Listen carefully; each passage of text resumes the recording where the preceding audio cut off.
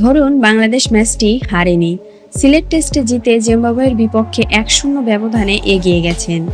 তাতে বাংলাদেশ ক্রিকেটের চেহারা কি বদলে যেত? নিশ্চয়ই নয়। তেমনি জিম্বাবুয়ের বিপক্ষে হারটিও বাংলাদেশকে অতল গম্বরে ফেলে দেয়নি। বাংলাদেশ ক্রিকেট সিলেট টেস্টের আগে যেখানে ছিল, শেষেও সেখানেই আছে। তবে ঘুরে ফিরে একটি প্রশ্নই আসছে, কিভাবে টানা 10টি টেস্ট আর 4 বছর জয়হীন থাকা একটি দলের কাছে বাংলাদেশ ঘরের মাঠে 3 উইকেটে হেরে গেল? গত 4 বছরে বাংলাদেশ টেস্ট জিতেছে 8টি।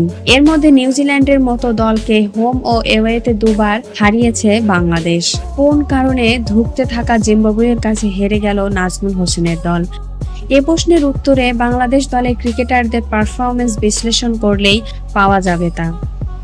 জিম্বাবুয়ের ক্রিকেটারদের খুব বেশি টানার প্রয়োজনও নেই, কারণ সিলেটে বাংলাদেশ হেরে গেছেন নিজেদের কাছেই। নাজমুল একই ভুলের পুনরাবৃত্তি। বাংলাদেশ অধিনায়ক নাজমুলের 2 ইনিংসের গল্পেই অনেকটা একই রকম। ভালো খেলছিলেন, হুট করেই মনোযোগ হারিয়ে উইকেট ছুড়ে এসেছেন। প্রথম ইনিংসে 40 রানে আর দ্বিতীয় ইনিংসে 60-এ। 2 বারই ফিরেছেন ব্লেসিং মুজারবানির শর্ট বলে। অথচ 2টি ইনিংসের একটিতেও তিনি অঙ্কের ঘরে যেতে পারলে ম্যাচের চেহারা পাল্টে দিতে পারতেন নাজমুল। ভালো খেলে উইকেট দিয়ে আসার রোগটা অবশ্য তার পুরনো। 2023 সালের নভেম্বরে সর্বশেষ টেস্ট সেঞ্চুরি পেয়েছেন।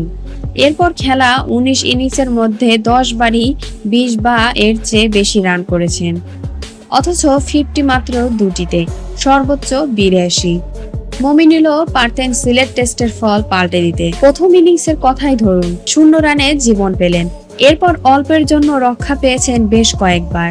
এত সুযোগের পরও বাংলাদেশ পারলে 56 স্লগ সুইপ খেলতে গিয়ে যেভাবে বাঁহাতি স্পিনার অলিংটন মাসাকাজ্জার বলে আউট হলেন, ওটা তো আত্মহত্যাই বলে।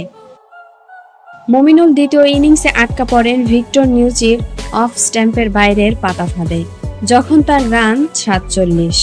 শুধু টেস্ট খেলেন বলে তার কাছ থেকে প্রত্যাশা একটু বেশি। আর কিভাবে সাদা পোশাকে ক্রিকেটে সেঞ্চুরি করতে হয় তার চেয়ে ভালো তো আর কেউই বাংলাদেশে জানেন না।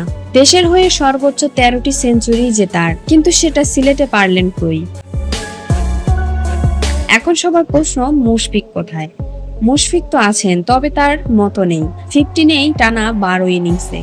প্রথম ইনিংসে তো আউট হয়েছে ম্যাচের সবচেয়ে নিরীহ বলের একটিতে, মাসাকাজ্জার বলে 4 রান করে। দ্বিতীয় ইনিংসে আবার 4 রানেই আউট, এক দফায় মুজারবানির অফ স্ট্যাম্পের বাইরের বলে খোঁচা মেরে।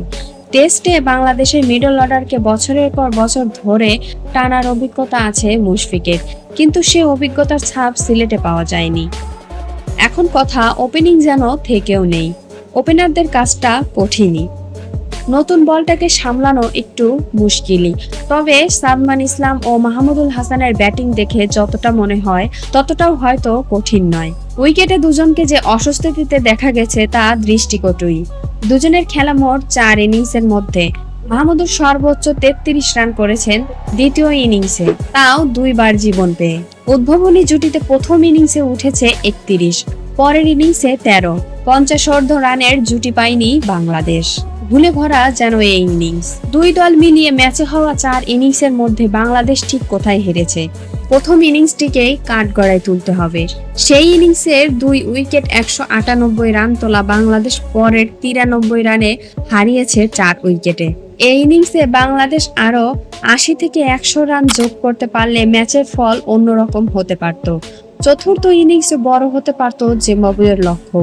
174 রান তুলতে জিম্বাবুয়ের 7 উইকেট হারিয়ে ফেলায় যা আফসোসই বাড়িয়ে দিয়েছে। বল হাতেও প্রথম ইনিংসে ভুল করেছে বাংলাদেশ। জন উইলিয়ামস ষষ্ঠ ব্যাটসম্যান হিসেবে দলীয় 193 রানে আউট হওয়ার পর শেষ 4 উইকেটে 80 রান যোগ করেছে জিম্বাবুয়ে। মুজারবানি এনগ্রাভাদের সামনে পেসারদের বাউন্সার ইয়র্কারের চেষ্টাতে রান বেরিয়েছে বেশি। এ যেন পরীক্ষার আগে প্রশ্ন পেয়েও ফেল। সিলেটে মাঠে নামার আগেই বাংলাদেশ জানতো এ উইকেটে 6 ফুট 8 ইঞ্চি উচ্চতার মুজরাবানির বাংলাদেশকে ভোগাতে পারেন। জেনে শুনে মুজরাবানির ফাঁদে পা দিয়েছে বাংলাদেশ ব্যাটসম্যানরা। তার অফ স্ট্যাম্পের বাইরে শর্ট বলে বোকা হয়েছে নাজমুল মিরাজরা। একটু কঠিন বোলারদের সামনে পড়লেই ব্যাটসম্যানদের দিনের পর দিন এমন ব্যর্থতা টেস্টে ধারাবাহিক চিত্রে পরিণত হয়েছে। বাংলাদেশের পাওয়া সাম্প্রতিক জয়গুলোতে বোলাররাই ব্যাটসম্যানদের ব্যর্থতা পুষিয়ে দিয়ে জয় এনে দিয়েছে। সিলেটে বোলাররা লড়াই করে সেটি হয়ে ওঠেনি। তাতেই তো সিরিজের প্রথম টেস্ট শেষে বাংলাদেশ 0, জিম্বাবুয়ে 1।